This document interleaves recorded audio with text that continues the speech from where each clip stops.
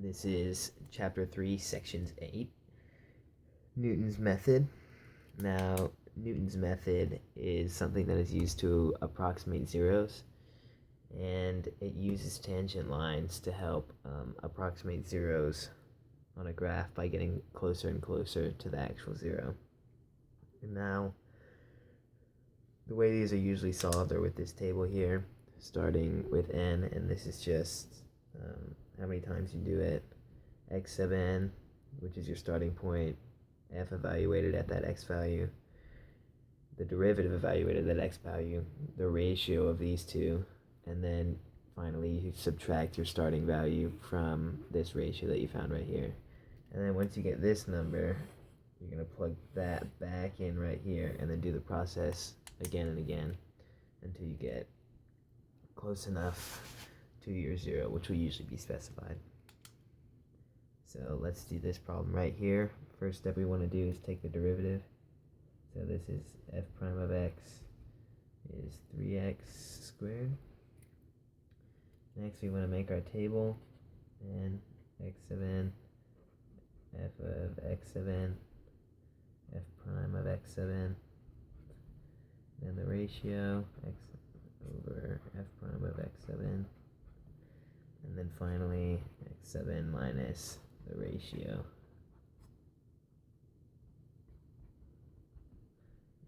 Some partitions here. Alright. So it says here we're going to start at -1. So let's start at -1. If we plug in -1 to our original function, we get 3. If we plug it into our derivative, we also get 3. That ratio is obviously 1. Then you subtract the 2, and you end up getting -2. Then you take this number, put it down here, and start again. Plug in -2 into the original function. That's -8. Then plug it into the derivative, you get 12. Then you divide these two, which ends up being -0.6 repeating. And then you finally subtract these two, which results in -1.3 repeating. Now when you carry these over, it's really important that you keep all the decimal places there. You don't leave anything behind. -1.3 repeating. You go through the process again, plug this into the original equation, and you get 1.62963, and there are more decimal places after that, but I'm just going to write it in here. Obviously you would save that in your calculator. Next you plug that into the derivative, you get 5.3 repeating. Then divide the two, 0.305556. Then you subtract the two, get -1.63889. And then you're going to bring this down here for another go. 3889.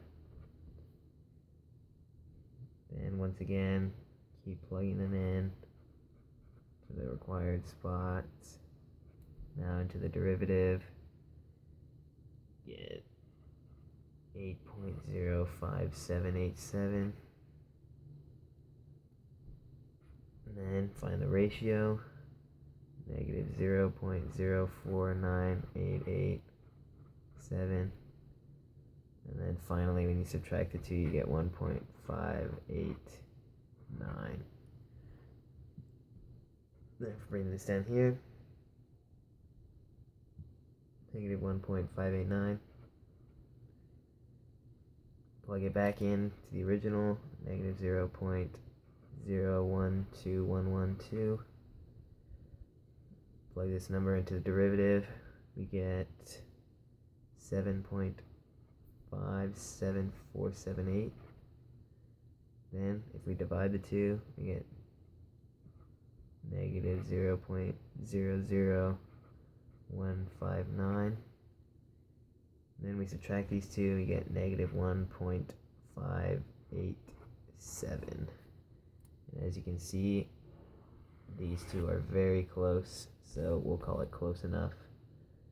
Say x is approximately negative 1.587. That's your final answer.